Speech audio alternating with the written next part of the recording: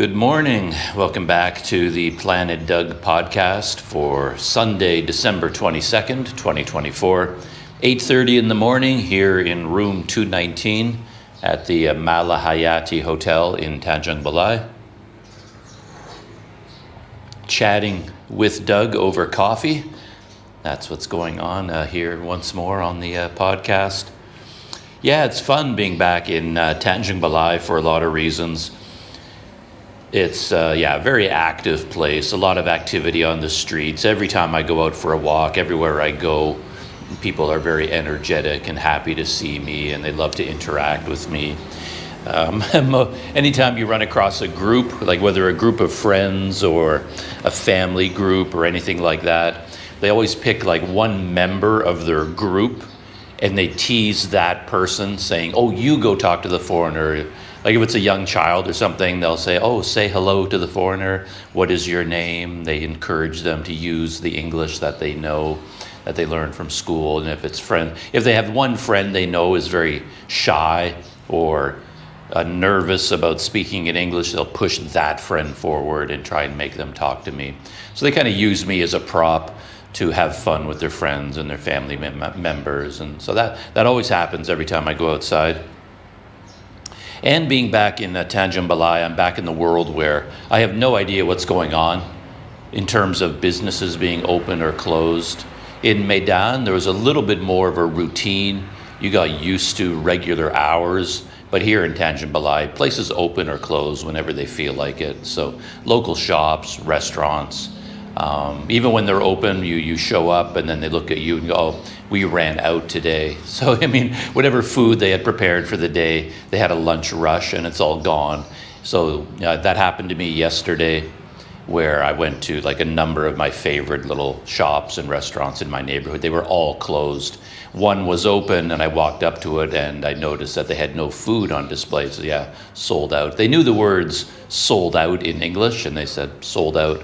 So I got to keep walking up the street until I finally find a place that's A, open, B, actually has food.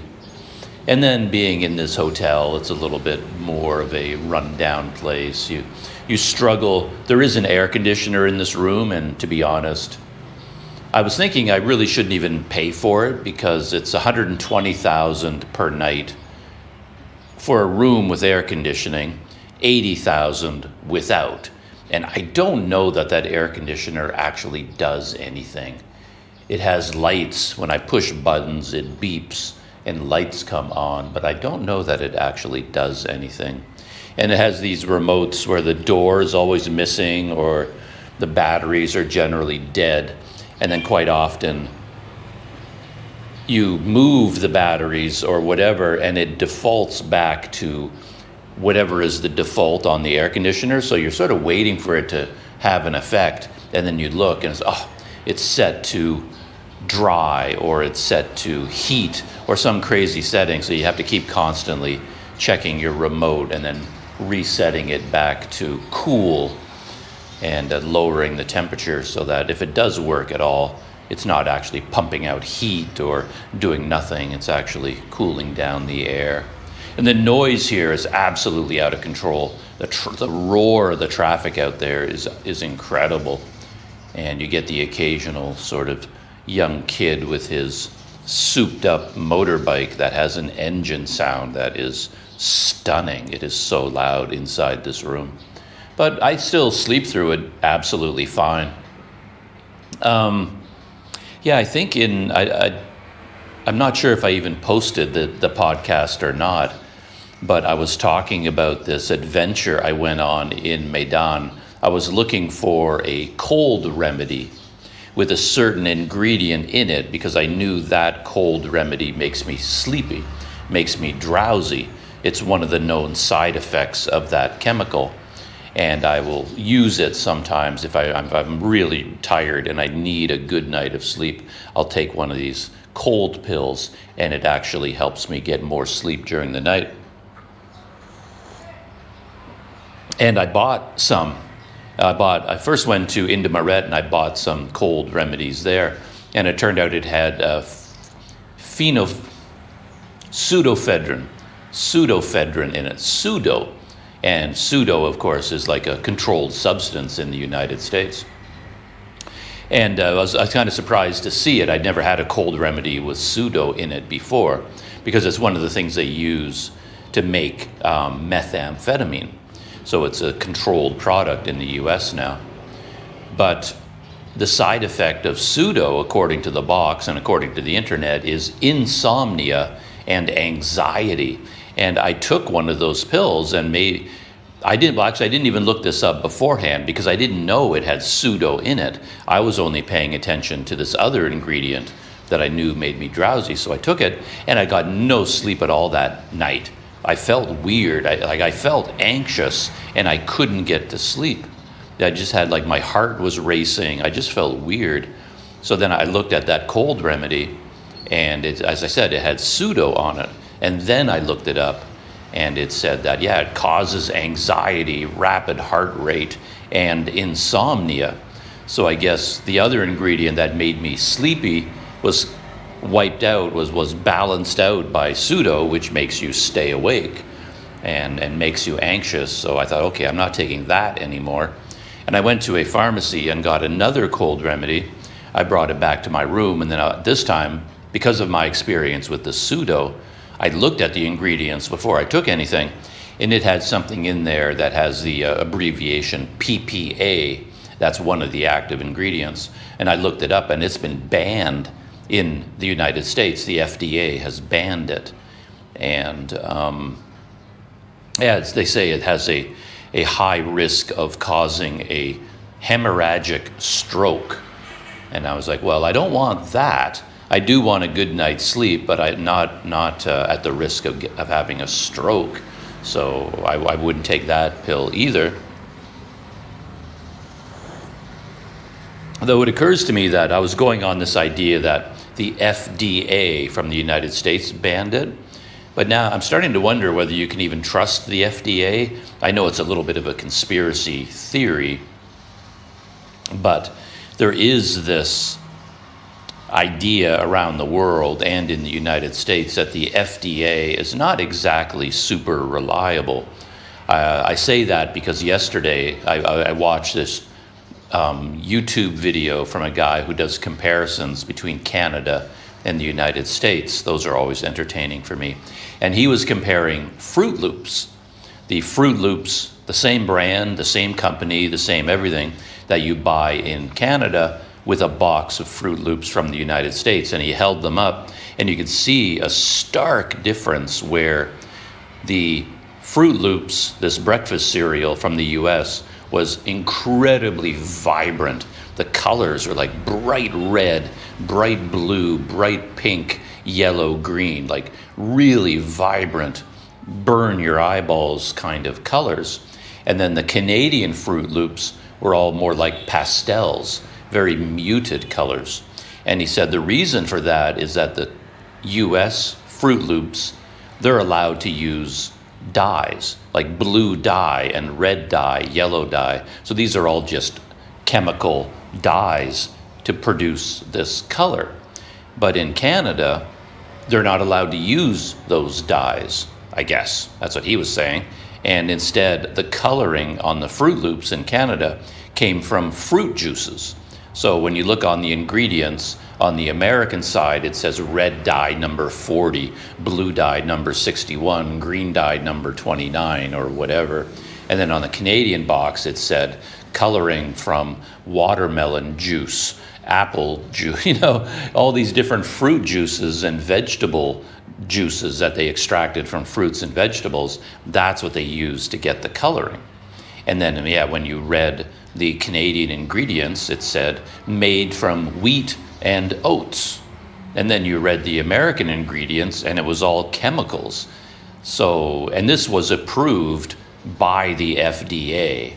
And of course, we all know that a lot of American foods are not allowed even to be sold in Europe, where they have very much stricter rules and regulations, particularly about genetically modified products. Europe doesn't like that stuff, so they ban it. So that just makes me think, okay, I'm rejecting this cold medicine, this PPA, based on the fact that the FDA banned it.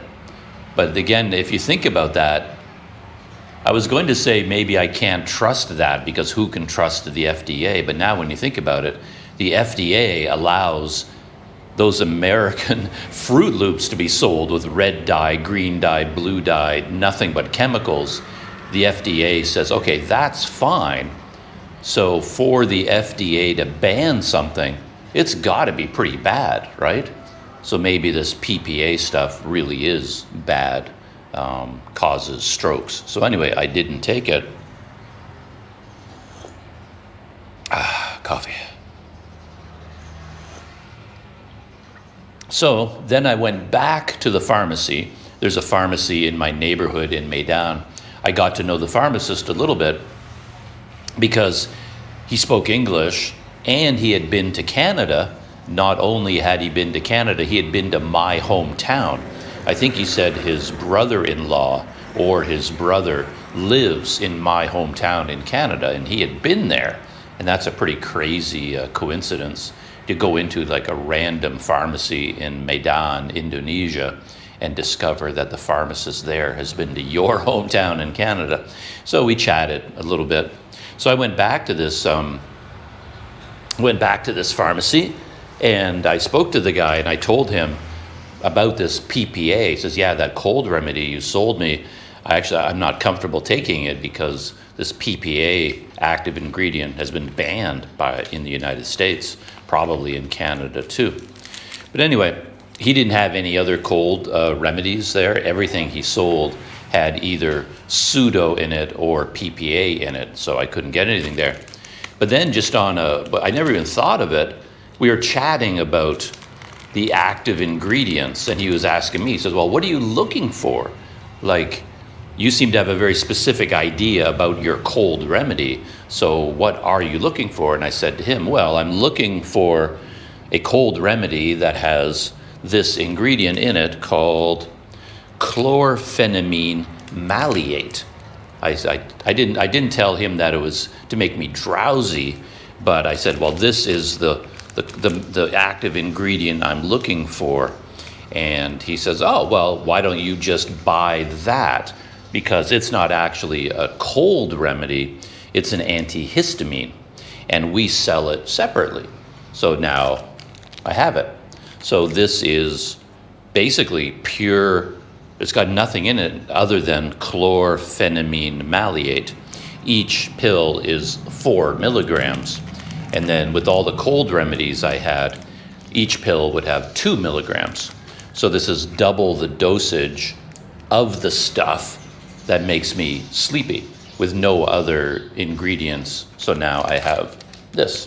And I took one of those yesterday, which is why I'm relatively chatty this morning and why I was able to sleep through the heavy traffic noise. I use earplugs, and I took one of these antihistamines. And I just stepped out of the shower not that long ago, so my hair is still wet. I don't know if it's what it looks like right now. Better give it a comb. I've been looking for a brush because I love head scratches. I always have a little bit of an itchy scalp, and a while back my brush, I had like a hair brush with bristles on it, and I cut off the handle and made it as small as possible. And I love to use that to brush my hair because you get like, it scratches your head at the same time. And it kind of wore out, and I threw it away thinking I could just buy another one. But I've had a heck of a time getting a good brush. I guess I have no matter what it is, talking about a camera grip, a microphone, a tripod, a coffee cup, coffee temperature, anything in life, I have very specific desires about how I want that thing to be. And there's all these brushes, hair brushes you can buy, but every one that I test, that I feel it, they're way too soft. And I'm looking for a particular brush, which is a little bit stiffer and scratchier. And I have not found a hairbrush yet. So I'm busy combing my hair with a typical men's black comb. That's all I have.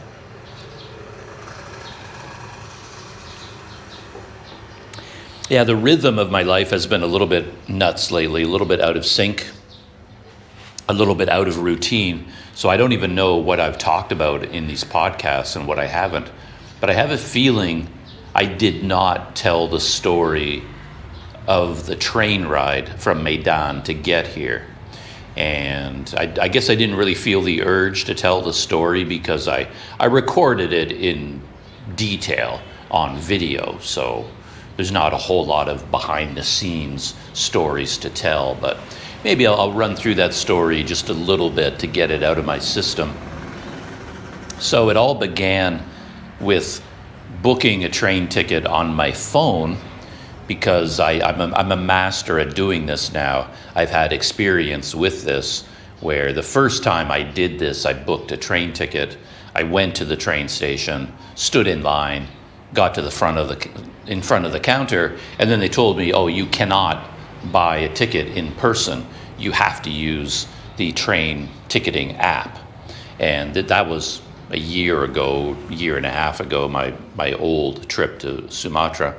So I learned how to do that. I downloaded the app, and then at that time, I booked the ticket online, and then I went to a convenience store because as you book it online, then you have to pay for it, and I selected pay at a store.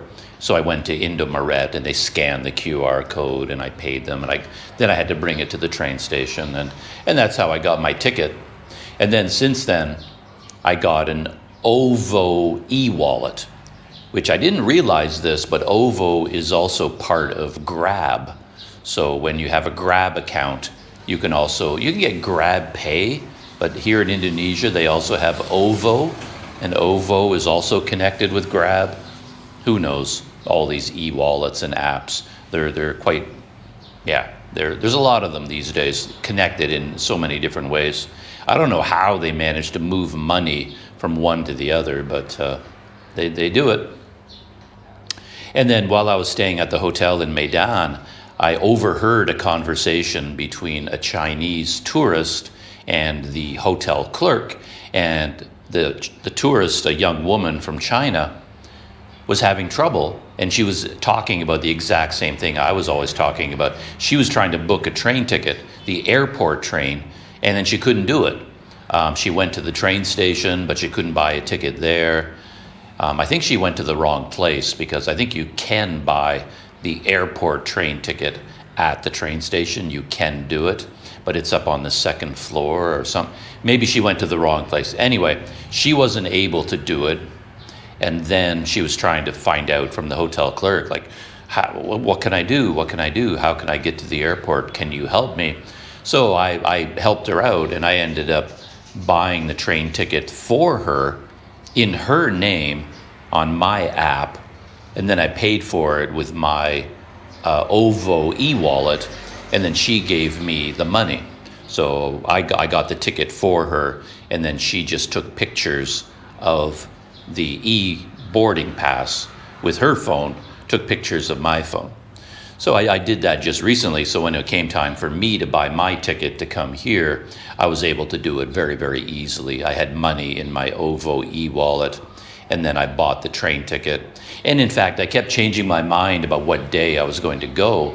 So I would wake up every morning, and I would be the night before, I would think, I'm not really ready to go yet. So I would postpone my trip, and then through my ticketing app, I was able to rebook the ticket for the next day or 2 or 3 days in the future. And I did that a couple of times when I was staying in Medan. And then I got very close to the Christmas holidays, and then I was going to rebook the ticket again because I was exhausted. I got no sleep at all. I couldn't face a train ride. I was so tired. But then when I tried to rebook it for the day after, it said, no, there are no more tickets. All the trains are sold out for the entire Christmas holiday, New Year holiday period. The trains are completely sold out. So I had no choice but to go that morning. And I got packed up, and I summoned a Grab car. I would have walked to the train station if I had a backpack. But because right now I don't have a backpack with me, all I have is this very awkward luggage bag that I fold up into a square, and then I wrap a rope around it to make it a little bit more compact, and I have to carry it in my arms. And it's a bit awkward. And I knew if I walked all the way to the train station carrying this thing in my arms, I would get there really hot and sweaty. And I didn't know where the entrance was exactly. I wasn't quite sure how to get into the train station. So I thought, all that being the case, and how inexpensive a Grab car is, I should take a Grab. And to be honest, I'm a little bit prejudiced against them. I have this long-standing thing going on in my brain where I'm comparing how the world used to be and how it is today, especially on YouTube, because I've sort of been a wanderer for a good chunk of my life, and I've done some traveling around Southeast Asia in the past before the modern era. And that's what I think of as backpacking, having an adventure. Back in those days, it was a little bit of a physical and mental struggle because you didn't have the tools that we have today. We didn't have Google Translate. We didn't have smartphones. We didn't have Google Maps. We didn't have the internet. You couldn't do anything at all, so you had to learn how to navigate the country you were in much more, to a much higher degree than you need to today. So when I watch, say, a YouTube travel video, and if the YouTuber goes on and on and on about how they're on a solo adventure and it's so dangerous and crazy and wild, it always gets my back up a little bit, because what they're doing looks so easy to me by comparison to how it was in the past. They're talking about this incredible adventure they're going on, and then it turns out they're taking a private Grab car to the airport and then flying to Bali, and then in Bali they get picked up by another Grab car, a luxury air-conditioned car, which takes them to their condo, which has an outdoor sauna, and then they go to a restaurant that's serving a Western-style pizza with an English menu, and that to them is supposed to be this incredible, difficult adventure. And I always get a little bit annoyed at that. It's one of my pet peeves. So I have this little bit of a thing against using Grab. Like when I'm staying in Kuala Lumpur, for example, I'll just take local transport because I know how to do it. I love the MRT system, and just traveling around that way or walking. I don't use a Grab if I can help it. But there in Medan, I thought, well, it makes the most sense. I was going to just walk to the main road and get a Becak. That would be the equivalent of doing it in the bad old days. But I guess I got lazy too. And then I was looking at Grab on my phone, because sometimes I have Grab, sometimes I don't. Sometimes it's on this phone, but there's no SIM card in it, but it's on that. No. Anyway, things get complicated. But I happen to have Grab on this phone, and this phone has a SIM card with data. So I thought, oh, let's try it out. And I looked, and a Grab to the train station cost 21,000 rupiah. And that is so inexpensive, it's almost ridiculous not to do it. Like 21,000 rupiah, like a little bit over $1 US and I knew what kind of car it was going to be. It was going to be a brand new car, 4-door, spacious, with a very reliable driver. It's going to come right to your door. It's going to be air conditioned, and he's going to drive you right to the train station and drop you off. I mean, how do you not do that, honestly? I mean, you can do something really dumb and walk the entire way, which I did when I arrived in Medan. I guess I could have summoned a Grab, but instead I walked the entire way, and I arrived at my hotel exhausted and sweaty and kind of stressed out, and I could have summoned a Grab, but I didn't. But anyway, In this case, I did summon a grab. There was a little bit of an adventure because I thought I could even pay with OVO, but then it turned out that the phone number on my Grab account was an old phone number from Thailand, because that was when I opened that particular account, and I used my phone number in Thailand. So my Grab account still had my Thai phone number, but my OVO e-wallet had my new Indonesian number. So I thought, well, why don't I just update my Grab number, have it match my Indonesian number, and that sent me down a big rabbit hole, a technological adventure.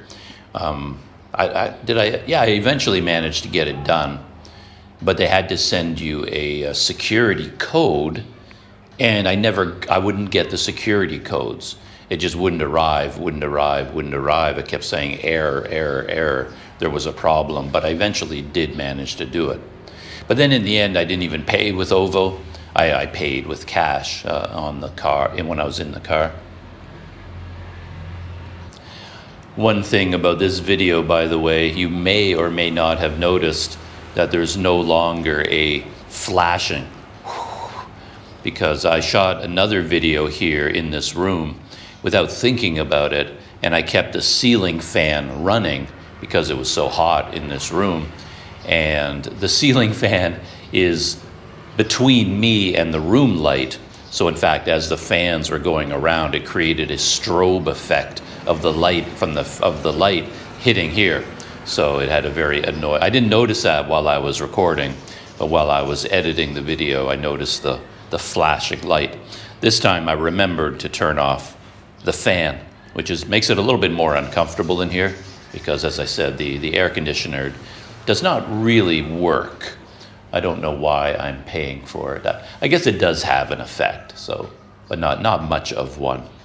My room in Medan was very old school, exactly like this one. Almost everything in the room was broken. And my room in Medan had the terrible feature of a baked-in cigarette smoke smell. Smelled absolutely awful in that room. But the air conditioner did seem to work, whereas this one tends not to. But anyway, train ride. So yeah, with the Grab car, he showed up at my hotel within a second or two, within a minute or two. And I wasn't really prepared because I was hemming and hawing about whether I was going to record the trip on video. I was out of practice with recording that kind of video, to be honest, because I hadn't done any video recording since I got my new laptop in Jakarta. I was spending all my time working on the laptop, doing some other things, and working on another Planet Doug project while I was in Medan. And so I was sort of fumbling around. It's like, okay, yeah, let's give myself the chance to record. Like, I wasn't fully committed because I've taken the train out of Medan a number of times in my life. I've taken it a few times even before I was shooting YouTube video. So it was not a new experience for me. And I recorded this exact same train ride on video for Planet Doug before. So I thought, well, do I really need to do it again? Why don't I just skip it? But then I thought, just in case, let's get ready. So I took my neck thing. I've got my Telesin neck mount, because I've got all of my cameras set up now with a Telesin quick release system, so I accommodate this Telesin neck mount. And then I put that around my neck, and then I got my favorite hand grip, which is this one, my Jaws Flex clamp. I got it ready. I got my GoPro out, made sure all the batteries were charged, all my memory cards were ready to go, microphones were charged up.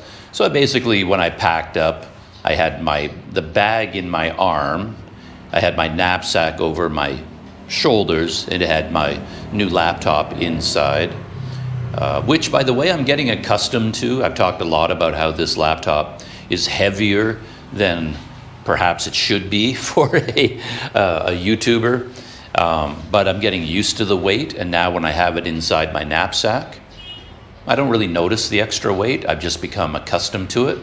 So that's good. And then I had my GoPro here. And my whole system is a little bit difficult to handle because now I've got the Tellison neck mount, which comes down to here. I've got this microphone around my neck, which is here. And I've got this cord around my neck, which I keep a little key on, which I should probably put somewhere else, but it's so convenient around my neck because I have little padlocks on all of my bags, all the zippers on my bags, and this one key opens up all the padlocks. So I got that. And then I've usually got a pair of reading glasses. So all of these things get tangled up. And it becomes very difficult. And now I've got this knapsack, and of course I've got my phone, and I've got Grab running, and I've got my ticket open, and on this phone I've got Relive running because I'm recording the trip using Relive at the same time, and I need to remember to take pictures with this phone. So I need this in one pocket, but I need this in the other pocket because it's got Grab and my train ticket and everything else in it. And I knew that when I went into the train station, they're going to have to look at my passport. So you can't have your passport buried in your luggage because you're going to have to get it out. So when you're standing in line, I make it a point to not be one of those people who gets to the front of the line and then realizes, oh, I have to get my ticket, I have to get my passport, I have to get my money. I get prepared before I get to the front of the line, like all human beings should. And so I also had my neck pouch. I've got this pouch. It's my passport pouch, and I have it on a cord. I also put it around my neck, and I put it underneath my shirt so I have easy access to my passport, because I know putting my passport in my pocket, that's just asking for a disaster. That is just saying to the world, okay, world, I would love to lose my passport. Can we do that, please? Yeah, you put your passport in your pocket. If you move it out of your regular routine, you're just asking to lose it. So despite one more cord getting tangled up in everything, I put my passport pouch around my neck, under my shirt, and then when I'm going through the train station, I have it outside my shirt, and then I can take my passport out of my pouch, hand it over to the ticket guy. He compares it with my ticket, okay, and he gives it back to me. And then I can put it back into the pouch, zip it up, put it under my shirt, and that is my normal routine.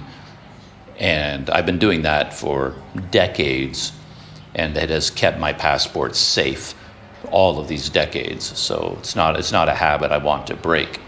So anyway, I had a lot going on here in this general area, and then suddenly trying to remember, okay, you have to take pictures for Relive, and you got to take video and make sure that the microphone is on, and it's a lot is what I'm saying. And if you're not in the habit, you can't remember to do all of these things. As a YouTuber, you have to do this frequently enough that it becomes muscle memory. Like, you can't remember to do all of these things. It is all, your brain has to have like a lizard part of your brain. That's the YouTuber part. And it is operating in the background. Like, you know that movie, is it Inside Out? No. I think it has the name Inside in the title. A young girl, and her brain is represented by all these different characters, each one representing a different emotion, basically. So you need a YouTuber character in your brain, and you let that character take care of making sure that the GoPro battery is charged, and the GoPro is on, and it's recording, and the microphone is turned on, it's recording, the battery is charged. There's enough space on the memory card, and then you're recording and getting video. A lot of that needs to be automatic because you can't remember to do all those things. And I was I had my mindset when I left from Medan. I didn't have that automated system going on. So I had to think about everything all the time. And it was even more complicated. This is something else, technology tangent here. With the GoPro, I'll either hold it in my hand, but then when I got to the train station, and I know I need my hands free to go through the ticketing business, carrying my luggage, showing my ticket, then I take the GoPro off my hand grip and I attach it to the neck mount. So it's hands free, and now it's recording. But when you do that, I don't want the GoPro to be lit up. So if I'm holding my GoPro here, I want some lights. Like I want the front screen to come on sometimes so I can see whether it's recording and framed properly, and I want the tally light, the red flashing light, I want it active so that when I'm recording with my GoPro, I can see, oh, it's recording. But when I put the GoPro here and I'm recording on a chest harness or a neck mount, I don't want the tally light on anymore, because I don't want all the people around me to focus on that flashing red light. I want the GoPro to be as unobtrusive as possible. That's a hard sell with mine, because my GoPro is big, because I have the media mod and the microphone attached to it. So it looks pretty big. People see it, they really focus on it for some reason. When I had the GoPro on my chest harness, people didn't seem to look at it, but I've noticed that ever since I put it on a neck mount, people really see it more than they did when I used the chest harness, which is kind of odd. But anyway, I can see people looking at the GoPro all the time. So I figure I don't want a big flashing red light on it. But the thing is, to turn your tally light off and on, you have to go into the GoPro menu system. There's no way to do it with an automated system, like using a shortcut button or something like that. And that shows again how YouTubers, vloggers like me, camera manufacturers don't really think about our needs, because what I need is a, what do you call those things? Like a mode, not a mode, it's a, I'll call it a mode for now, where one mode is for recording video like this, holding the GoPro in my hand.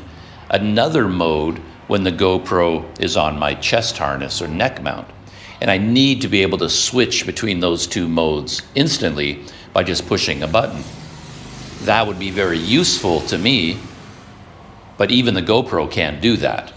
So what I'd love to be able to do is create two modes, one hand grip mode and one chest harness mode, and then just go click, click, switch from one to the other. But you can't do that. You can do other things. I mean, you can create, they're not called modes. I can't think of what they're called.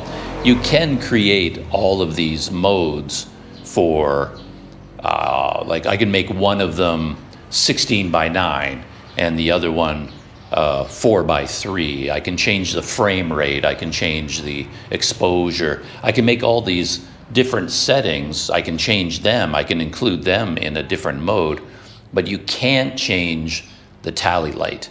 Is it on or off? You can't. You have to go into the menu system to do that. So every time I do that, like I'm in the train station, I want to switch into a new mode, then I have to take the GoPro and I've got to swipe down, swipe left, hit general, swipe down, look for the tally light controls, click on it, choose which ones I want on and off, and then go back. It's a long process, particularly when you're sweating, your fingers are wet because you're sweating, and it's a hassle. So again, there's an example where vloggers like me, most cameras, there's no good vlogging camera yet. No camera company has created one. But anyway, what I'm trying to say is that when I got into the grab car recording video, I was flustered. I had so much going on in terms of the technology. I couldn't keep track of everything. I had my luggage, and I was sort of hoping the driver would get out and open the back, and then I could put my bag in the back. And I thought he might help me out, but he didn't. He just stayed in the driver's seat. And I was sort of waiting for him to open the back door, the rear hatch, but he didn't for some reason. So I just went around to the side. I opened the door, and then I put my bag on the seat beside me, and then I got to take off my knapsack. I got to put it in. And the whole time I was flustered as well, because I assumed that when I called the Grab car, it was going to take him 5 or 10 minutes to get there. And I was going to use those 5 or 2 minutes to just get settled. Like, okay, I've got my passport, I've got my ticket, I returned the key at the hotel. I didn't give them a deposit, so I didn't need to get the deposit back. Just run through the checklist and then look at my GoPro. Okay, it's on. Okay, I'm not recording a time lapse. All the settings are right. Everything's good. The microphone is working. I was going to run through the YouTuber checklist basically, but once I summoned the Grab, he was there. Like, he was right at the corner. Apparently, he accepted my ride request, and zoom, he pulled up in front of me. So I wasn't ready for him yet. So then I felt rushed, and then as I got into the Grab, I was like, I'm going to lose something for sure. I'm going to forget something. And then when I was in the Grab, I recorded a little bit, just saying, here I am, I'm in a Grab, and I'm heading to the train station.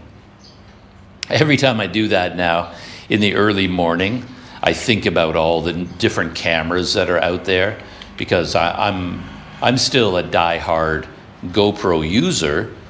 So yeah, I'm using a GoPro, but a lot of the YouTuber world has switched. Everybody's dumped GoPros, and they're now using the Action series from DJI.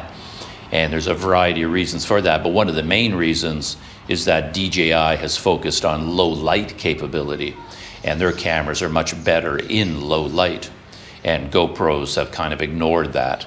So when I was filming in the Grab car with my GoPro, I'm completely black. You can't see anything because it's not very good in low light.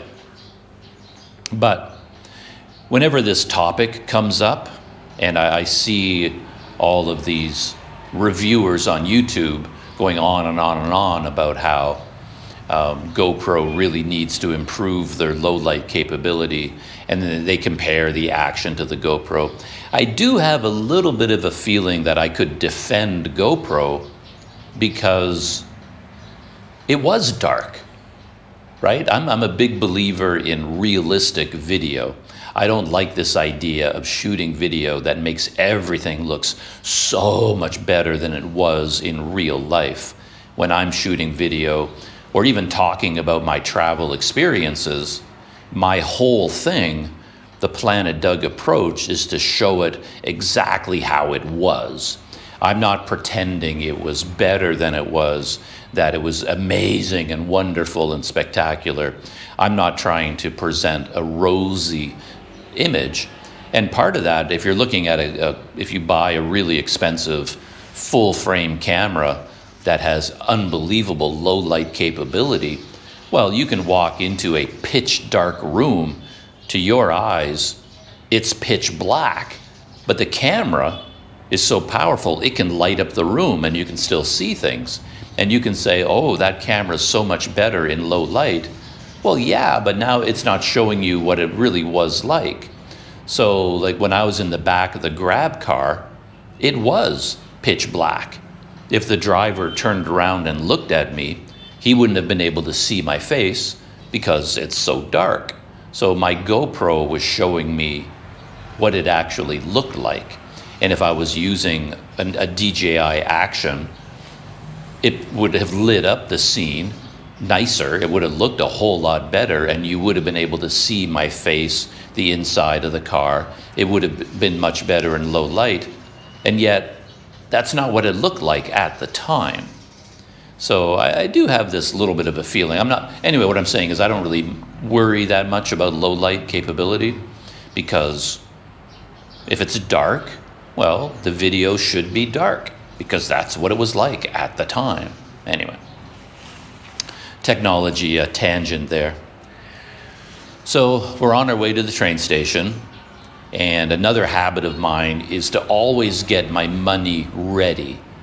Like I knew I was going to give the guy like 30,000 rupiah, because 21,000 for that trip, it seems too low, to be honest. I don't know how anybody's driving a car, paying for gas, paying for the car at 21,000 rupiah for that trip and making any money at all.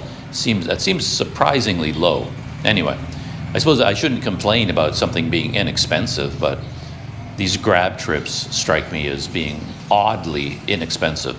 So anyway, I wanted to give him 30,000. So it's like a 33% tip, 9,000 rupiah on top of the 21. So anyway, what I do is I get out my wallet and I get out 30,000 rupiah, and then I put my wallet away, because when I get to the train station, I don't want to be fumbling with my wallet to pay the guy in the dark, because that's just asking, okay, please let me lose my wallet, because it's going to fall. You're not going to put it back in your wallet. You're going to get flustered. You're not going to pay attention. And I know I'm going to get out of the Grab car and I'm going to forget something. I'll lose my wallet. I'll lose one of my phones. I'll forget my GoPro. It'll be lying on the seat. So what I do is get the money ready while we're going to the train station, put my wallet away, and hold the money in my hand and have it ready to go. So I did that. And he took me to the proper entrance to the train station. I gave him the money.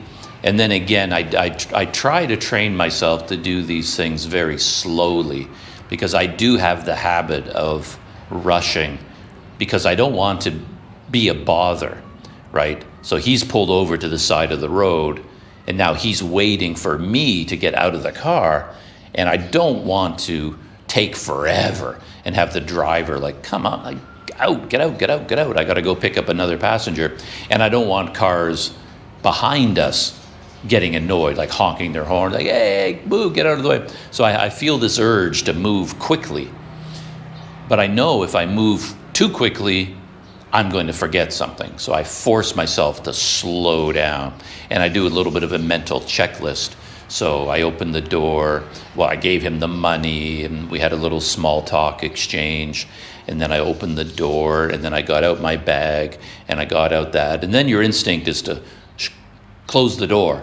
As soon as everything is out, close the door. But then I stop, and then I do the pat down. Okay, passport, money, phone, GoPro, bag, knapsack. And I look in the car, I look on the seat, I look on the floor. It's like, okay, take a beat, right? Just take a beat.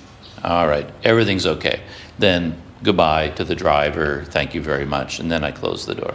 I try to remember to do these things. I don't always do them, but I try to. Had a funny moment there. It's in the video where I was just about to start talking into the GoPro, and a local man, Indonesian man, kind of came up out of nowhere. He just sort of like appeared right behind me, and he was a Christian. And because it's Christmas time, and he was there, I guess he's a bit of a proselytizer, I guess, and it's part of his life. I think he works at the train station. Maybe he had some kind of a uniform on, and I ran into him 2 times, and he kind of popped up behind me out of nowhere, a very, very short man, and then he said something to me about blessings of Jesus on you and Merry Christmas and things like that. And I was like, whoa, he just came out of nowhere and he startled me. So I said, oh, thank you very much, thank you for the blessings. And then I went into the train station. And then I ran into him again when I was inside, and I was going down the escalator. He was inside the train station, inside the ticketing area, and then he appeared again out of nowhere, and blessings of Jesus upon you, things like that. And so I ran into him twice. And then things got a little bit nutty. It was a bit of an unpleasant surprise, because I had been to the train station many times, and I knew how to navigate it, I thought, but it turns out the entire first floor of the train station was completely closed because of the construction. So in fact, the only way to go in was to go up to the second floor, which is where the airport train is located. And then from there, I didn't know where to go. It's like, okay, now I'm in the wrong place. I was looking for the stairs to go down to the main floor.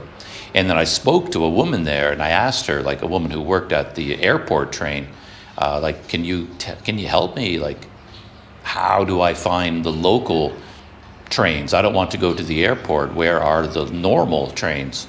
And then she pointed me to a big crowd of people up on the second floor and said, that's where you go. And that didn't make any sense to me. And I said, no, I'm not taking the airport train. Not on this floor. I need to be downstairs. She says, no, those are the downstairs trains. And it turns out they had one ticket entrance. Like down on the main floor, you would have a whole bunch of them in a big row, and then you can kind of pick and choose. There's at least two, but now that we're up on the second floor, there was only one. And the way they designed it, there was a big backlog of people, so a big crowd of people in a lineup, but then the lineup blocked the hallway. So the people who wanted to go through were blocked by the lineup, and there were kiosks, like machines right here where you print out your ticket. So a lot of people, I guess, I don't know why they were doing it, because I had my boarding pass on my phone. So I saw everybody lining up to print out tickets. And I thought, oh, maybe I'm supposed to do that too. But I didn't want to. I was like, one more hassle. I've got my e-boarding pass. That should be enough. But anyway, because the way they designed this area, the lineup, the people trying to get through, and the people trying to line up at the kiosks created one big clump, a big cluster of people, and nobody could get through. It was pretty poor design, I have to say, from a lining up point of view. And but anyway, I got in line. A lot of people just cut in line in front of me. There's one man in particular, I noticed him, and I recorded a whole bunch of him in the video. He was quite funny. He was like a middle-aged man. He seemed to be by himself, and I was in the lineup, like in the halfway point of this big long lineup that curved all the way around.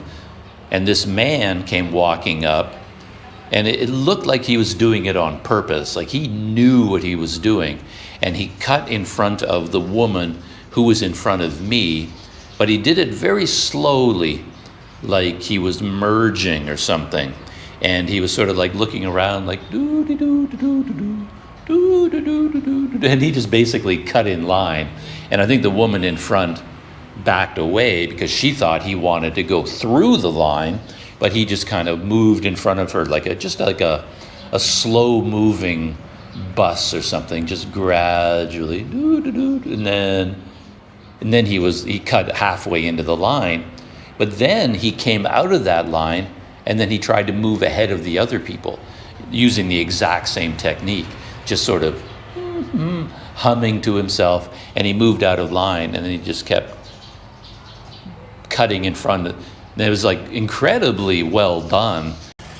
Battery died on the GoPro right there in the middle of that story, and I took advantage of that, changing the battery in the GoPro to make another cup of coffee. And I shot a quick time lapse of me making the cup of coffee and then pretending to sit down and restart this podcast, so you can see what my world looks like as I do that. I'll stick it in right here.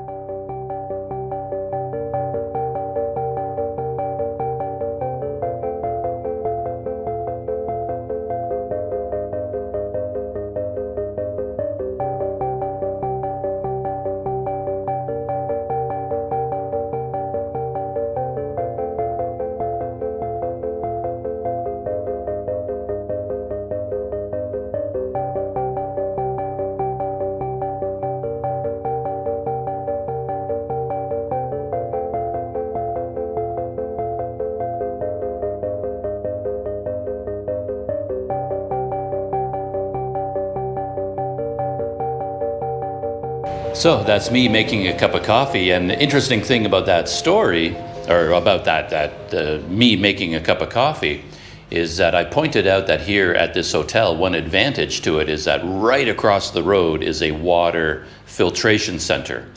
And what I've been doing, which I've been doing for my entire life, basically, my entire adult life, is I take my MSR, what do you call it? A dromedary bag. It's a 10-liter bag for holding water. And then I go across the street and I hand it to the guy, and he gives me about 9 liters, because it's a 10-liter bag, but you can't really fill it up with 10 liters. He fills it up with 9 liters of water, and I pay him 2,000 rupiah. That's what he said it costs. Then I bring it back here when I run out of water, because I drink a lot of these cups of coffee. I bring it back, and he fills it up again and again. And I just have that routine. But of course, they deliver the water from home to home in those big blue bottles, which I don't know how much water is in that blue bottle, but it's a lot more than is inside my little water bag. And I keep thinking, like, it would be pretty handy to, if I know I'm going to be staying somewhere for even 3 or 4 days, just have them deliver one of these bottles. But the problem with that is always the deposit, because you have to leave a deposit for the bottle itself, and then you can keep paying for the water. You just bring the old bottle over when it's empty, and you get a brand new full one. But then you're exchanging the bottle, and then eventually when you leave the city, you can bring the bottle back and you get your deposit back. And then that's no problem. Like, leaving the deposit is not a problem, but that requires a lot of discussion, talking, Google translating to get this figured out, because normally they only do that with homes on a permanent basis, and they have a daily or weekly delivery service. They come to your house and they replace your empty bottle with a full one. But I'm staying in a hotel, so I thought, wow, there's no point. I'm now trying to explain using Google Translate, well, I'm staying in that hotel right across the road. Can I take one of these bottles? And then what's the deposit? I just never bothered. I just kept using the water bag. But this time when I went back, there was a new guy there, and he didn't know what I was talking about with the water bag. So I had to train him from the beginning, like, okay, this is a water bag, and I'll remove the lid, and then you can fill it up. I had to do all this talking with him. So I thought, well, since we're in the middle of this long conversation anyway, why don't I ask him? And then I asked him, can I take one of the big bottles? And he said, sure. And I was waiting for him to explain about the deposit, and it was going to get very complicated, but he just said, sure, and that's it. So I said, oh, how much? And he said, 4,000 rupiah, and that's it. So I kind of said, really? I can just give you 4,000 rupiah and I can take this bottle back to the hotel? It's okay? And he's like, yep. And I didn't really believe him. I thought maybe we were miscommunicating, but I went, oh, okay. If you say that's okay, why, let's do that. And then I got out my wallet and I got 4,000 rupiah and I handed it to him. And I was doing it very slowly because I kept waiting for him to stop me and go, oh, no, wait. You have to give the deposit. We need your ID. You need to sign. I was waiting for the problems, but he took the money and then he just waited for me to get the bottle. So I slowly picked it up and I'm looking at him like, so this is okay? Like, you're okay with this? And he's like, yep. Then I just carried the bottle to the hotel, and I have that huge bottle of water here in my room. So when it's full, it's pretty heavy, and all I do is pour water from that bottle into my kettle, because I use my kettle as my cup as well. So if I want to drink cold water, I just pour it into the kettle, and then I drink out of the kettle. And if I want to make coffee, I pour water into the kettle, and then I boil it. So it's not the most convenient thing in the world, because I don't have one of those dispensers or anything like that. But yeah, now I don't have to make so many trips going to get my water bag filled up over and over.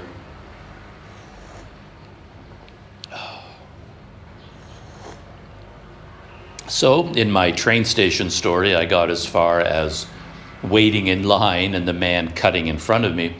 And then it was my turn. I got to the front, and then all I had to do was show my passport and my ticket on my phone. They did not ask for a paper ticket, so I was happy about that. So if they asked for a paper ticket, then I got to get out of line, fight my way through the crowd, get to the machines, figure out how to log in, how to scan, and then print out a paper ticket, but they didn't need that. So it worked out really well. And then getting on the train was quite funny, as I showed in the video, because the train was sitting there on the tracks waiting. So I thought, oh, I might as well go find my car. But then when I found my car number 2, the train started to move. So I guess it wasn't in position yet. So it moved, got in position. So I walked the length of the train, found car number 2 again, and I was waiting in front of the door along with everybody else. And all the train station staff, they put these portable stairs in front of all the doors where the train stopped. And we're all waiting and waiting and waiting. And then suddenly the train started to move again, and it moved up the tracks. So we're all like, hey, you know, you didn't even let us on the train yet. Where are you going? But the train just moved another 50 meters and stopped again. So we all moved and went up to car number 2 again. We're all waiting in front of the door, and we're waiting and waiting. And the train station staff moved all the steps, lined them up in front of all the doors again, and then the train moved again. It was like, come on. Like we were playing a game of hide and seek or a game of tag with the train. But eventually the train came to a stop, and it stayed there, and then we all boarded. Indonesians are there's still a little bit of a push and shove kind of culture. So nobody's really hanging back and waiting patiently in line. They're pushing and shoving their way. Everybody's competing to get onto the train, and they're carrying a lot of luggage. And the train itself is pretty narrow space. The way they have the seats designed, as I explained, they have 6 seats together in one block on one side, and then 4 seats together in a block on the other side. And I don't know if this is common throughout all of Indonesia, but the Medan trains are all like that, where rather than the seats all facing in the same direction, there's 2 seats facing each other. And I guess that normally works out fairly well here, because Indonesians do tend to travel in groups, big family groups. So 6 family members, sometimes as many as 8 or 9 when they have a bunch of children, will all sit together in that seat where 3 seats face 3. So it's like a family picnic, and they all get to sit together in a group. And then groups of friends travel together, so 4 of them can sit together and make a little social group. But for someone like me, being by myself, it's a bit annoying, because now I'm forced to sit with 3 other people facing 2 people. We're like staring into each other's eyes, and there's no room for my legs because our knees are banging together. And with a complete stranger, we have to somehow come to an agreement of what to do with our knees, because we can't sit like with our knees hitting. So either he or she has to move their knees on an angle this direction, and I move my knees on an angle in this direction, or we have to sort of split our legs and then kind of put them together in a scissor shape. You know, we have to come to some sort of agreement of how we're going to nestle our legs together, and you're doing this with a complete stranger. And it's a little bit uncomfortable too, because one of us ends up with our knees sticking out into the aisle, and now people are having trouble getting past us. So I find it's a very inefficient design for a train. I'd rather have it facing, all the seats facing forward, because in this case as well, my seat ended up facing backward, which I don't like. Like, nobody likes sitting backwards on a train. We all want to be sitting forward, like facing forwards. But anyway.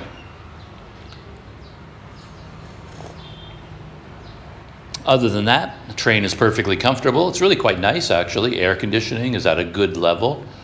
They do run the air conditioner, but they don't run it to freeze you to death. It's not like the ferry. It's a comfortable temperature. And they have food service when you buy your ticket. It's just like an airplane. You can actually buy food and drinks, and they'll bring it to your seat. And then you can actually buy coffee and snacks and meals at your seat. They have a cart that goes up and down. You don't get people from the outside world. Like in most of these countries in the old days, you didn't have seat service, but you had local people from the villages and the towns along the tracks. They would make their living by preparing food in their house, and then they would all climb onto the train and then walk up and down the aisle advertising their food and drinks, and then they get off at the next town, get on the next train coming back again. And then so the entire time that you're sitting on the train, of course, you've got people going up and down the entire train through the aisle carrying baskets of food and selling it, which adds a lot of atmosphere, but it's also a little bit annoying too. They're blocking the aisle, and there's this noise all the time as they're shouting and shouting and shouting. And that's normal for trains in this part of the world. But this train here in Sumatra was not like that at all. They didn't allow people to get on. They had their own food and drink service. And then I sat in my seat for half the trip, chatting with my seatmate, guidance counselor at a school. And I talked about that on video quite a bit. And then I spent half the trip sitting in the dining car. I went to the dining car and I got a cup of hot coffee, and I spent half the trip there. And I think that probably made my seatmates happy, because it allowed them to spread out. I wasn't occupying the seat, and I wasn't bombarding the poor woman with any more questions, because I asked her a lot of questions while we were sitting there. So.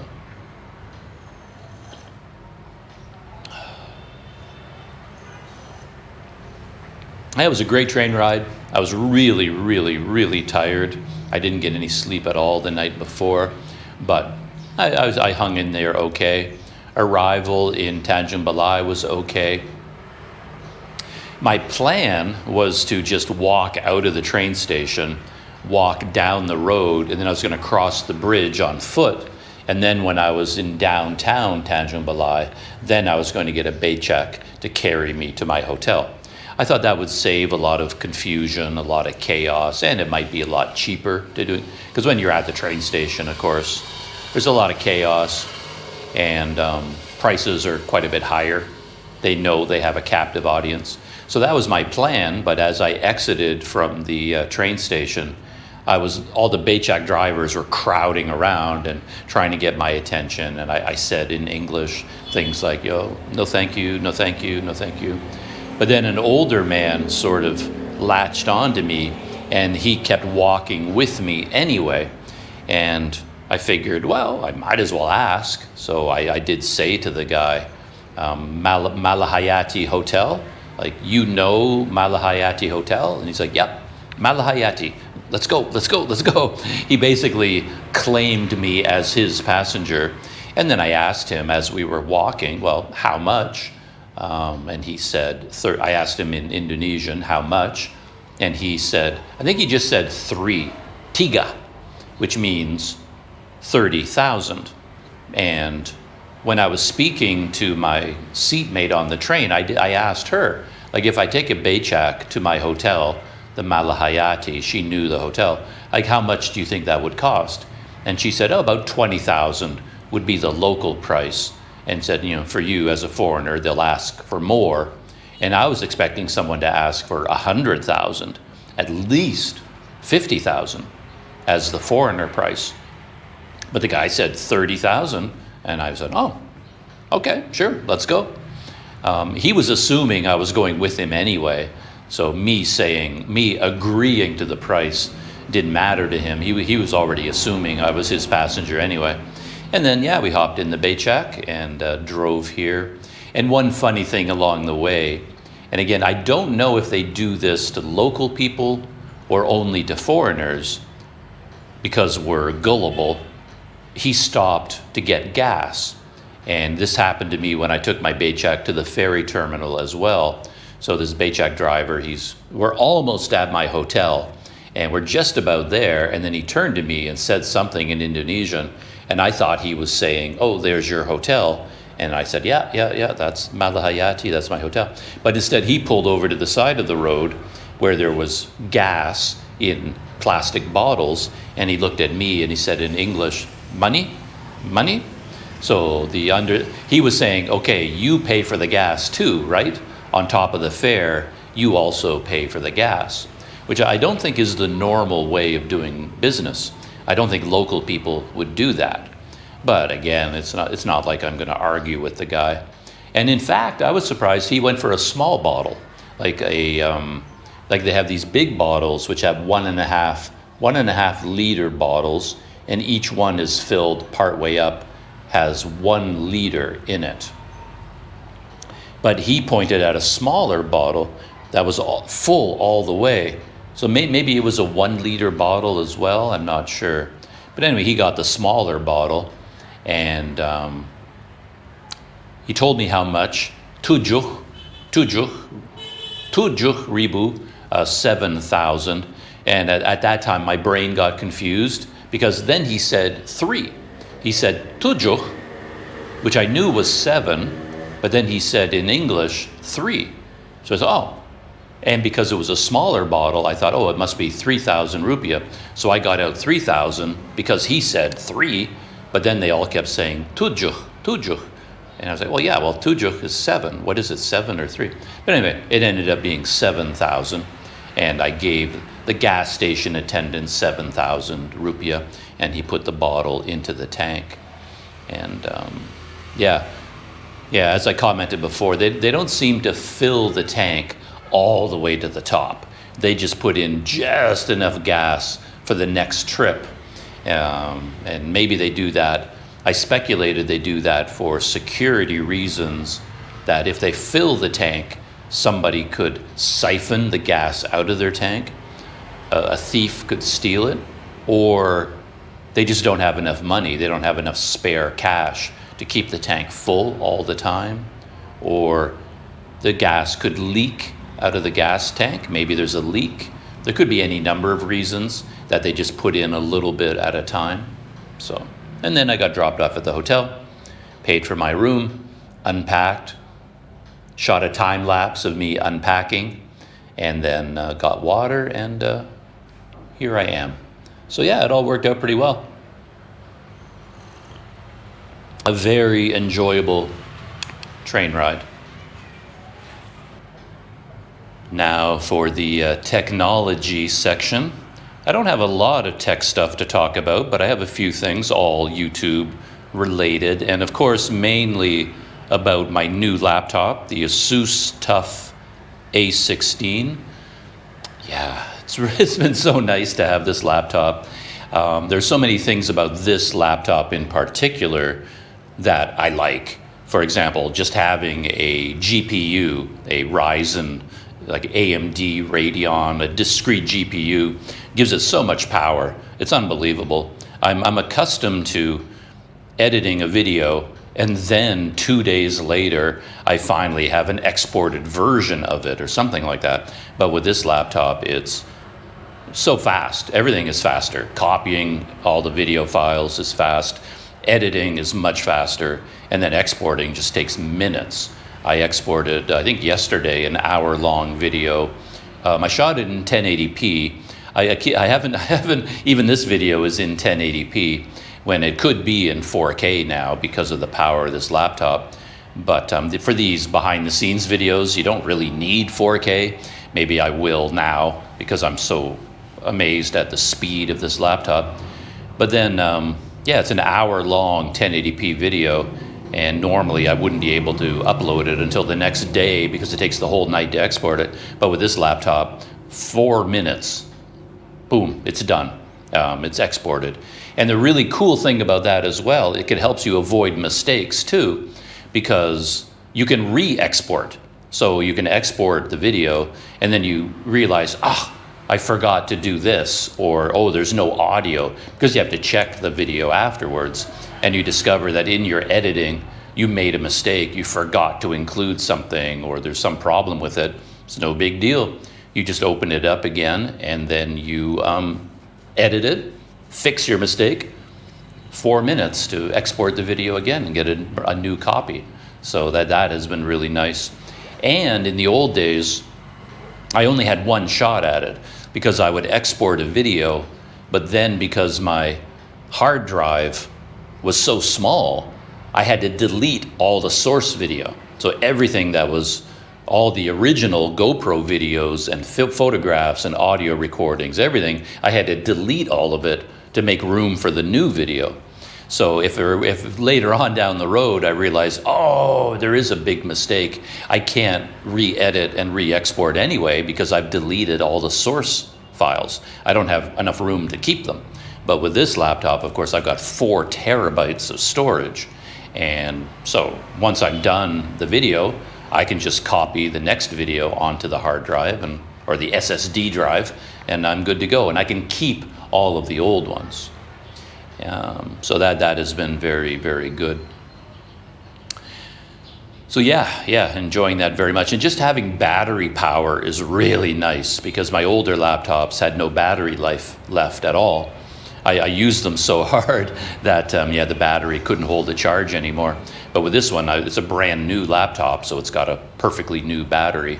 And then so I can just grab it, put it here on my lap, and I don't have to plug it in, and it'll last the entire day. It's like a 10-hour battery life, just goes on forever and ever and ever.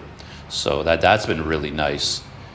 Back when I was using the MacBook and the battery didn't work at all, and I had to keep it plugged in all the time, it was a real problem because I couldn't take it to a cafe very easily. I couldn't take it out into the real world because I couldn't use it on trains. I couldn't use it out in the world because it had to be plugged in all the time, and quite often it's not convenient to do that. So that wouldn't happen. And there's a constant power failures. Here, like in a small town like Tanjung Balai, the power goes out all the time. And then if I was working on the MacBook in a place like this, and then the power goes out, the MacBook just shuts off right in the middle. And then you might lose whatever it was you were working on. But now, of course, with the Asus Tough with a brand new battery, the power goes out here, I just keep working. No problems at all. And so when I was having those problems with the MacBook, I kept thinking, well, why not just get a new battery? Like buy a new battery and then start fresh. And I hesitated because I didn't want to spend the money. But I really, and at that time I convinced myself it wasn't worth the money because it's no big deal. I don't really need a battery. I just leave it plugged in all the time. It's fine.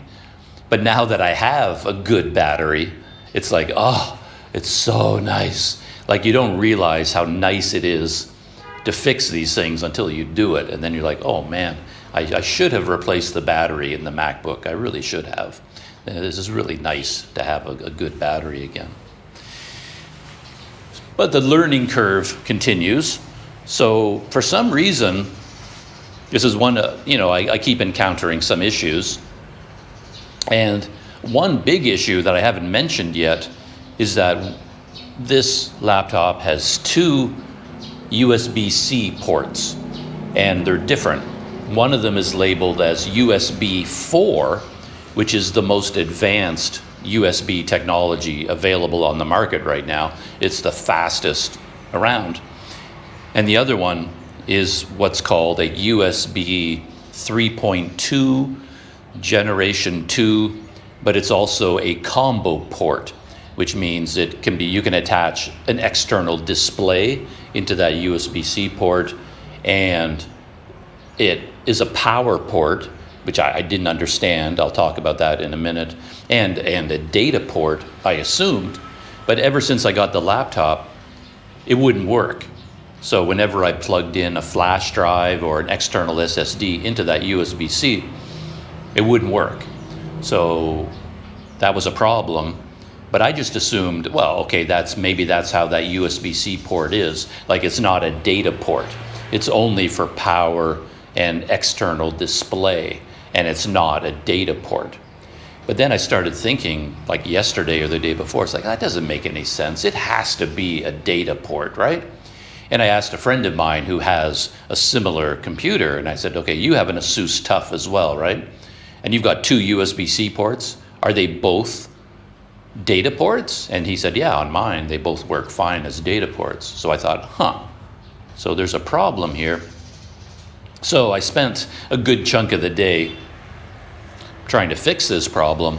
And you do all the usual things. You reboot, you restart, and then I went into the device manager, and you reinstall the drivers. You go to the Asus website, download the latest drivers. But it was really hard to figure out which driver, because a laptop like this, even for USB, you look at the device manager and it's got like 1 billion of them, all labeled USB, and I don't know which one is which. I don't know which one does what, which file goes to which port. USB-C, USB-A, they're not labeled that specifically. But anyway, I updated as many of the USB drivers as I could and didn't fix the problem. I tried this, that didn't fix the problem. And every time you change something, you've got to reboot the laptop so the changes take effect. But then I went into something where I saw that one of the USB files had an exclamation mark in a triangle, like a yellow triangle with an exclamation mark. And I went, that's weird, what's that? So I click on that and I got some sort of a technical error message about how during SSD this, installation process this, something was corrupted and this has been disabled. And I tried enabling it, but that wouldn't work. So I went online again, doing a lot more research, trying to figure all this out. And the best instructions I managed to track down said that when you encounter this, uninstall it. So uninstall it, basically delete it, and then restart the laptop, and then Windows will automatically see that that file is missing, and then they will put it back into place, a fresh copy. And maybe that will clear up the problem. Fingers crossed, because I don't know what I'm doing. As far as I know, I could uninstall this and maybe the laptop itself will never work again. I don't know. I'm like a heart surgeon who has never done surgery before, blindfolded. I'm just going in there with scalpels and just hoping that this works. Like, cut this off. Okay, did that work? I don't know. So anyway, I did it. I held my breath. I crossed my fingers and uninstalled. And then I rebooted the laptop, fixed the problem. So happy about that. Because again, you've got a high-powered laptop like this that comes with 2 high-speed USB-C ports. Well, you want them to work, right? And I need 2 of them as well because I plug in 2 things all the time. And a great thing about this laptop as well is that the power delivery is separate from the USB-C. On the MacBook, power delivery was through the USB-C. So the MacBook had 2 USB-C ports, but one of them always had to have the power plugged in. So in reality, you only had 1 port on the entire laptop to work with, nothing else. So this one has the power delivery, 2 USB-C ports, and 2 high-speed USB-A ports. So I'm like plugging in a million things at once, and everything just works beautifully. So that's been really good. I'm very happy to fix that USB-C port. I was worried that it was going to be a hardware problem because it occurred to me that my mystery benefactors, they bought this laptop in the United States and they came to Indonesia to give it to me, which is amazing, but the warranty is only valid in the United States. So like if they handed me the laptop in Jakarta and the laptop didn't work, we couldn't get it repaired or replaced under warranty. You'd have to go all the way back to the United States to do it. So if there's something wrong with the hardware, I'd basically have to pay to get it fixed because there's no warranty here in Southeast Asia. So I did that. And then, this is very interesting, while I was researching the USB-C port, I discovered that that particular USB port, it's labeled as a power port because you can plug in a USB-C power adapter and run the laptop from USB-C. You don't actually have to use the charging brick that came with it. And I was like, huh, interesting. And that sent me down a rabbit hole because the power brick is huge for this laptop and it's heavy. And I guess in theory and in practice, you should use the power brick that came with it because this laptop is very power hungry. For it to be using the GPU, a lot of graphics power, it draws a lot of voltage, a lot of wattage, a lot of amperage. It needs a lot of power to run, which is why the power brick is so big and beefy. But from everything I've read, if you wanted to, you could just plug in a USB-C port, like a USB-C charger. And I was doing a little bit of research into, well, what kind, and I thought it would be some incredibly unusual, high-tech, expensive thing, but they're very, very common. There's all these brand new types of USB-C chargers out there that are using a new metal, granite or gadenite or gran something, and this new metal apparently allows them to be much smaller, and you can actually buy these USB-C power systems that deliver 140 watts of power, which should be enough to drive this laptop. So I was looking into that, and they were even saying that, well, you could even use like the power brick that came with my MacBook can drive this laptop. Because it's a USB power brick, I could plug it into the Asus and it will run this Asus. So that got me thinking, I can save a couple of pounds of weight by not using the power brick that came with it. Anyway, it's just a thought. It's something I wasn't aware of. And I guess it's something you would have to test. And it's not clear whether it would really work or not. Like they say there are problems, but I don't know if any of the problems affect me because they're saying in extremely intensive environments, the USB-C power won't be sufficient. But what is an extremely intensive environment? I think what they're talking about is running the most powerful video games for hours on that laptop. Then you should be using the power brick. But 95% of the time, I'm not even using the GPU when I'm, well, I guess not 95, I was gonna say, because I was thinking only when you're exporting, you need the GPU. But no, you need it when you're editing as well. So it's not, let's say 50% of the time, I'm using the GPU. But even when I'm using the GPU while editing video, it's not under full load. I'm not doing something like really crazy. So I think I could use a USB-C power delivery system if I wanted to save a bit of weight. But I can't do that now, obviously, here in Sumatra, in Tanjung Balai. It's not like I could buy one anyway. But anyway, it was just something that I learned, which I thought was quite interesting. The other technology topic on my mind is editing programs. Like right now, I'm still using DaVinci Resolve because it's free, it's powerful, and I know how to use it in a basic way. But DaVinci Resolve doesn't really suit me. I'd rather not use it for very basic reasons. I talked about this quite a few times, where I like to be able to do simple graphics, where I put a Google Maps screenshot in the video, and I'm talking about the hotel where I'm staying, and I want to put an arrow on the screen.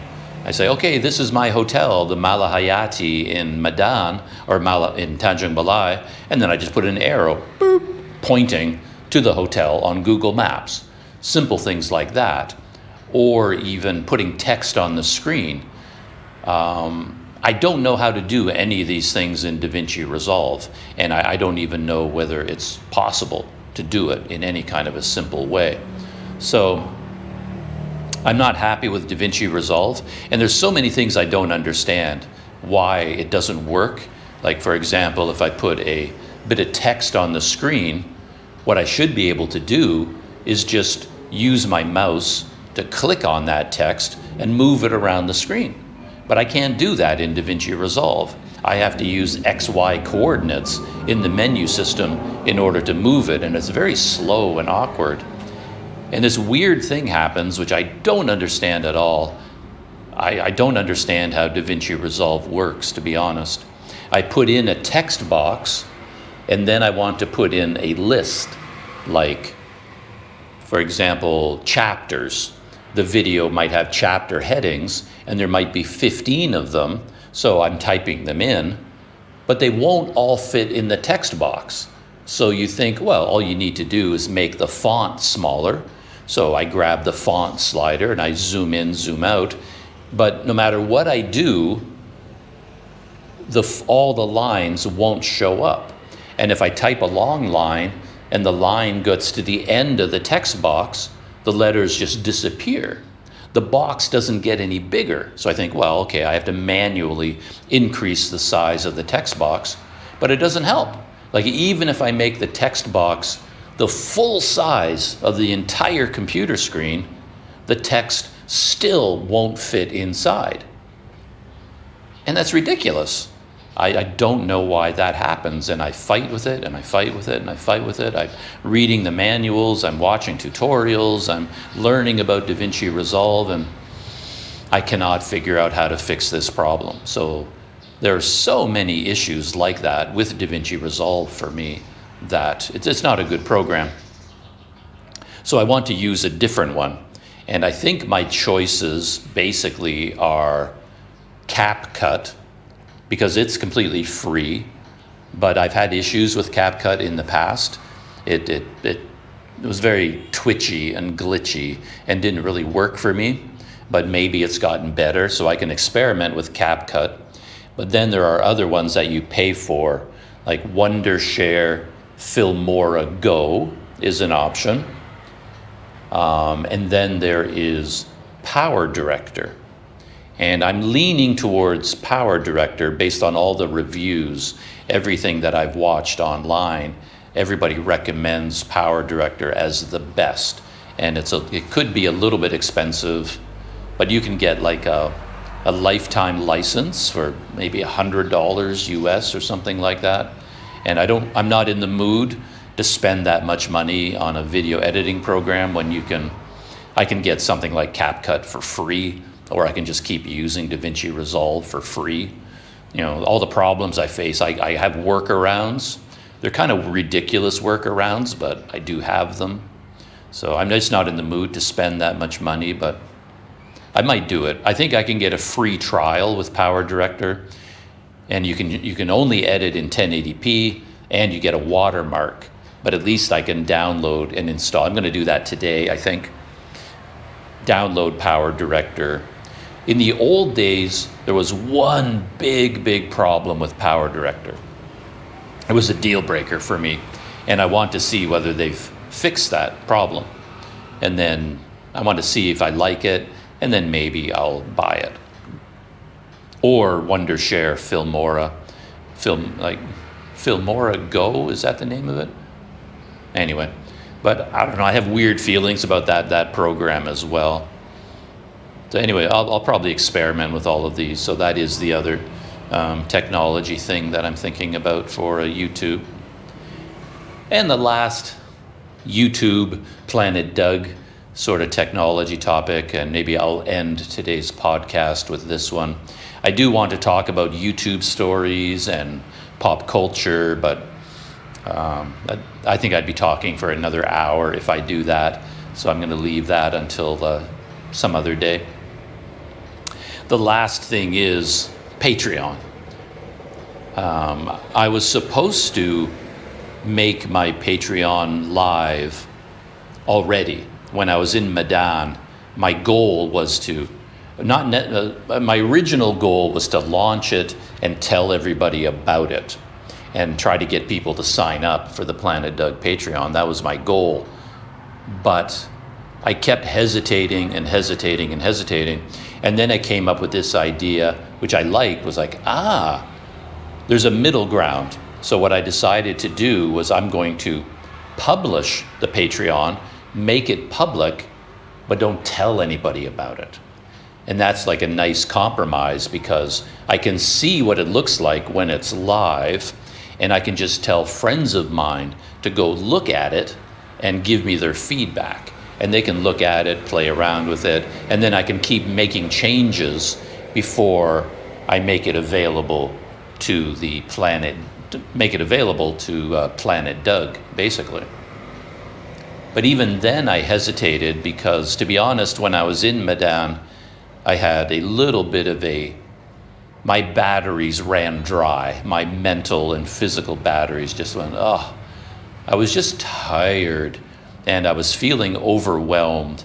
And I think part of it was, as much as I love this new laptop, the introduction of the laptop was another learning curve. It was another mountain I had to climb. And I had just arrived in Sumatra and I got the bike ready and YouTube. So basically the bike and YouTube and Patreon, that was enough. That was all my brain could handle. But then I had this little detour to go to Jakarta, get the laptop, and then that adding that to the load on my brain, I mentally collapsed. I just couldn't handle it. It was too much for me to deal with. And yeah, I was just like, I was so exhausted. I don't like the word burned out for some reason. It's a bit of a cliche now, but I sort of felt burned out. And I didn't feel like I had the energy to run Patreon. I took so much of my mental effort to even figure out how Patreon works. And I think the straw that broke the camel's back was I decided to use the Patreon WordPress plugin. And the idea there was I'm going to be posting my podcast and behind the scenes videos and the really big things to Patreon. And they're also going to be on YouTube, of course. But what I wanted to do was go back in time and take all of my journal entries from South Korea, from Taiwan, from anywhere, like any journal I have access to from my previous life. I wanted to start uploading them to Patreon as kind of a bonus thing. And I was going to call that feature the time capsule. But if I uploaded all of those journals to Patreon, I also wanted to put a copy onto my WordPress, my planetdoug.life blog, right? And I thought I should use the Patreon plugin to sync them together. And that took a week out of my life at least. One morning I woke up and thought, let's do that. Let's use the WordPress plugin. So day one was just learning the basics, like how do I install the plugin? How does it work? How do I sync it with Patreon? So how do I connect Patreon with WordPress?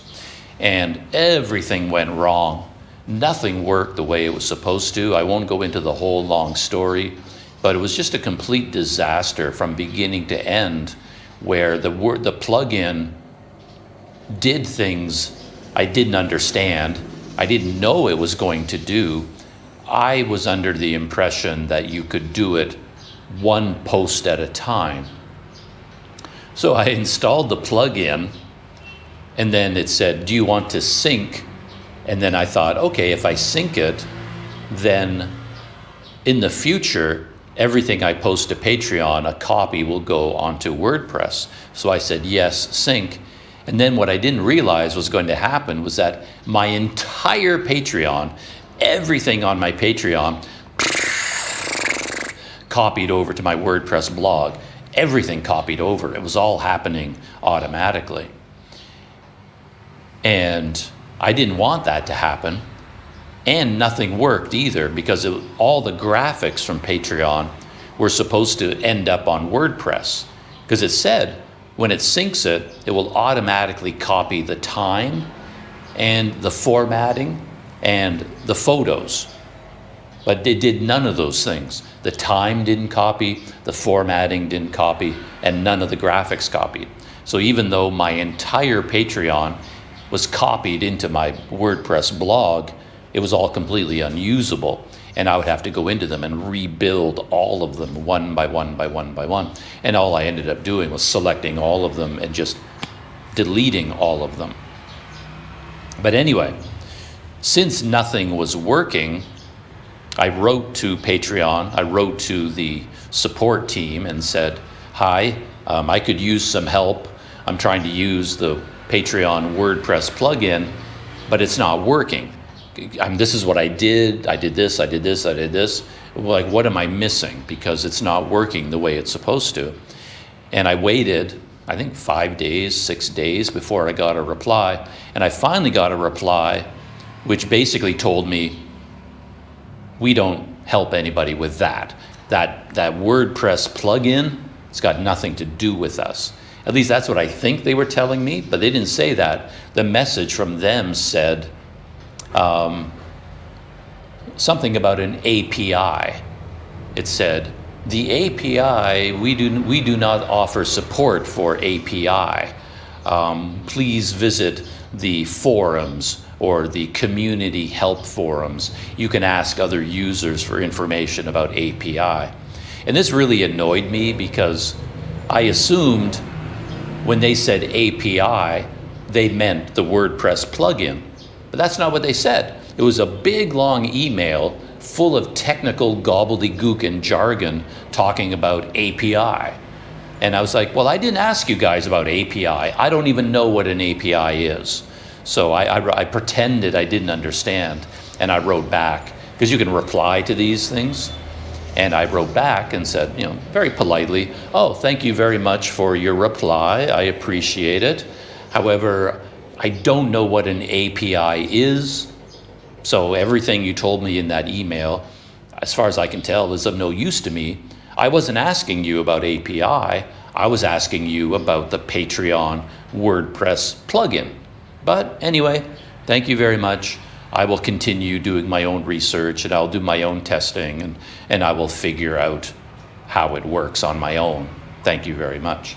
I was being passive aggressive because I'm pretty sure when they said API, they were referring to anything to do with WordPress, a plugin. But I don't know that. Like, why can't these people just speak like normal human beings? Why couldn't they say to me, oh, that WordPress plugin, we didn't make that. We don't offer any support for that plugin. That was created under contract by another company. So we don't offer any support for that plugin. What's so hard about telling me that instead of this long gobbledygook technology jargon, something or other about an API? Anyway, so I teased them a little bit. I got a little bit passive aggressive and say, I don't know what an API is. So thank you, but you were of no help at all to me. Anyway, so ever since then, I did my own testing. The only way for me to figure out what was wrong was to design a series of tests. And I did test after test after test after test after test, day after day after day, testing and testing. And I figured out a lot of things, how they worked.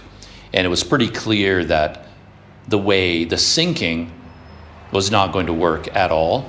So I turned off syncing, but I can still connect WordPress with Patreon, but I have to do it manually post by post by post. But even then, it didn't work. And no matter how much I read, no matter how much I did testing, I couldn't figure it out. And I was so exhausted. I was just going out of my mind. The big problem was on Patreon, I had created 4 tiers, right? Forest Planet, City Planet, Ocean Planet, Mountain Planet, and the free membership. So technically 5 different levels of access. And what I was going to do was set up my Patreon basically as for the big items, for this podcast, for my journals, for bonus videos, BTS videos. Those were all going to be early access. So the way I was going to set up my Patreon was that if you sign up for the Planet Doug Patreon, one of the benefits you get is early access to these items. And then I would assign each item to a different tier. So the Forest Planet would get early access to this. The City Planet gets early access to these items. The Ocean Planet gets early access to these items. And I spread them out between those different levels in a way that kind of made sense to me. And then when you put these onto WordPress, the Patreon tier level is also supposed to show up over there, so that you got one post on Patreon, you copy that post to WordPress, it will also be locked, and it will say you have to be a member of Planet Doug Patreon to have access to this post, and then it should tell you what level. You have to be you have to live on the Forest Planet, you have to live on the City Planet, it should tell you, but it doesn't. And I can't figure it out. It's got I won't go into all the technology, but there are 2 different sections where you can specify the tier level, but then below it is another box that gives you a dollar figure. And no matter what I do, I can't get rid of that dollar figure. And it always ends up being the same. So I can't figure out the logic. I turn one off, turn the other one on, and I do a test. It doesn't work. I turn both of them off, I do a test. It doesn't work. I turn this one on, this one off. I set this one to this level, this one to that level. I do a test. It didn't work. I can't get WordPress and Patreon to talk to each other, and I don't understand it. And it just drove me crazy. So that's where I was in Medan. I was mentally destroyed. I was physically exhausted. I was stressed out. I couldn't handle anything else. And that's pretty much why I ended up staying in Medan for so long, because every morning I woke up and I still couldn't make any progress. I couldn't figure out anything. And I eventually thought, well, I gotta go. I gotta leave Medan. So I eventually hopped on the train, came here to Tanjung Balai just before Christmas. And when I got here, I was still exhausted. And yeah, I just have absolutely no energy for YouTube, for video editing, for Patreon, for WordPress. I'm just like finished, honestly, burned out.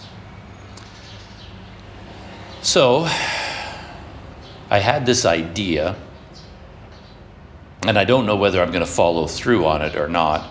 My idea was to take all of the tiers, forest, city, ocean, planet, or in mountain, and delete all of them. Get rid of them, because my brain couldn't handle the complexity of the Patreon I had set up. And I was really worried that if I posted this Patreon, it would make my life miserable because I wouldn't be able to follow through. It would just defeat me. And I would have all these people signing up to Patreon, and then I would be unable to keep my promises, basically. It was too complicated. It was too much.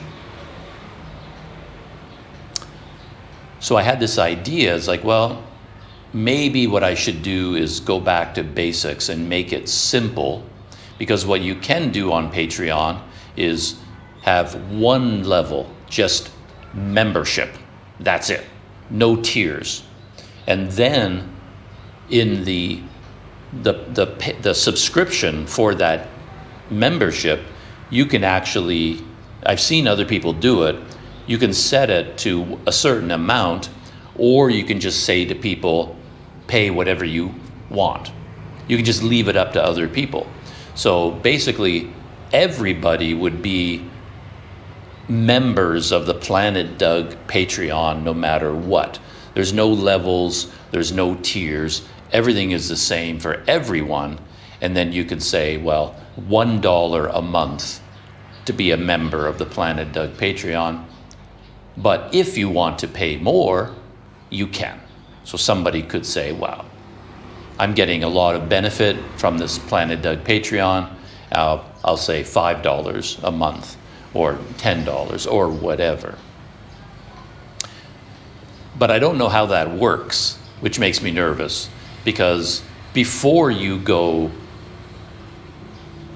I can even find out how that works, I would have to delete all of my tiers, delete all of the benefits, basically delete all of the work that I've done and start all over from the beginning. And then it should show up and say, okay, membership. And then I can somehow choose the settings. And I don't think I can face that. And I don't know whether it's a good idea or a bad idea. So anyway, the last 2 or 3 days here in Tanjung Balai, I've been sort of sketching out on paper, how would it work if I delete everything I've done and just have one level, just membership, Planet Doug Patreon. Is that a good idea? Like, I'm doing thought experiments, because I can't do actual experiments on Patreon. As I said, I'd have to delete everything in order to do that, to see how it would work. I'd have to start all over again. I wonder if I can just create a new Patreon that I have no intention of using. That's an interesting idea.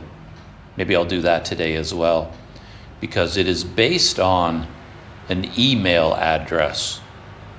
So maybe I can make a new Patreon using a different email address and just have it as a playground.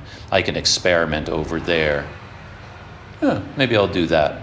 But anyway, right now, I'm trying to decide whether I should keep what I've done, all the work I've done, all the organizing I've done. Is that a good idea?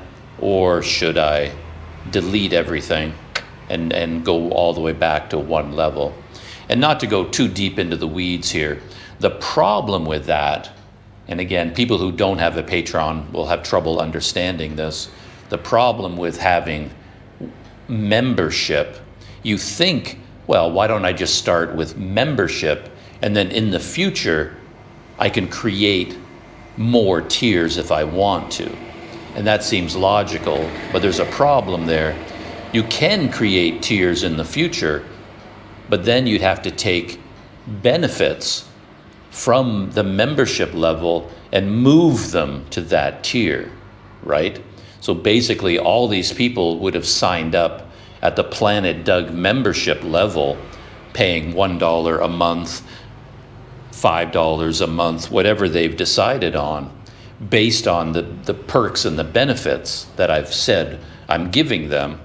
But now, when I add a new tier, that tier is empty.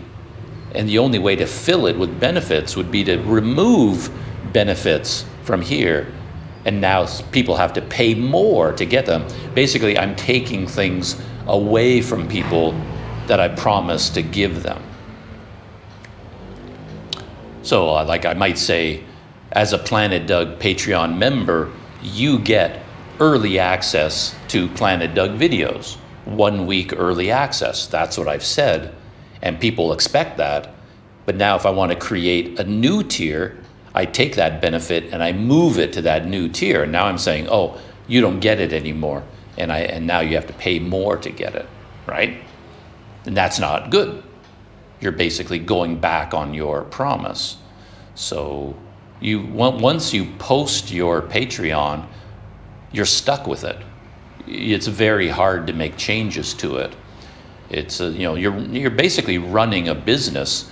You're offering a subscription service, and you can't monkey around with it. That's not professional. You can't make people sign up based on a list of benefits, and then once they've signed up, start taking those benefits away. Obviously, that's not professional. It's not good business practice. You can't do that. So once you go live, you're sort of committed to what you said you're going to do. It's hard to add tiers. The only way you could add a new tier would be to add things that are completely new, like a brand new benefit. And one thing I've noticed that the really successful YouTubers out there, like Sailing La Vagabond, this family from Australia, they're sailing around the world on a catamaran. They're extremely popular, and they have a big successful Patreon. What they've done is the base level, they offer new videos, right? So at tier number 1, as a benefit, they get bonus videos. But then tier number 2, tier 3, tier 4, there's no extra videos. If you sign up for tier number 2, you get merchandise, because they've created merchandise. They have Sailing La Vagabond hats. They have Sailing La Vagabond coffee cups, t-shirts, coffee coasters, all these things, stickers maybe. So they have all this merchandise, and then they say, okay, if you sign up for tier number 2 at $10 per month, and you stay subscribed for 3 months, then we will send you all of this merchandise. So that's a very clever idea, because the only extra work involved is sending out the merchandise, which technically the Patreon members have paid for through their subscription. So it isn't extra work for them. The way I design my Patreon, every tier is more work for me. New videos, new content. That's the model that I've been following. So that's what makes it more difficult for me. If I had a Planet Doug Patreon membership and all of the bonus videos were there and only there, then if I create a new tier, what I could do is offer people physical things to send them in the mail or something like that, if you see what I mean. But again, as far as I can tell, Sailing La Vagabond, they have a company now. They run it like a business. They have staff.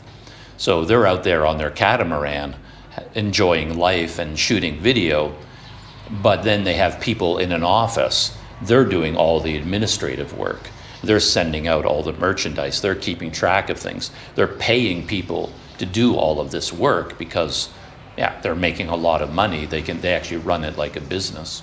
So it's a whole different world from my world.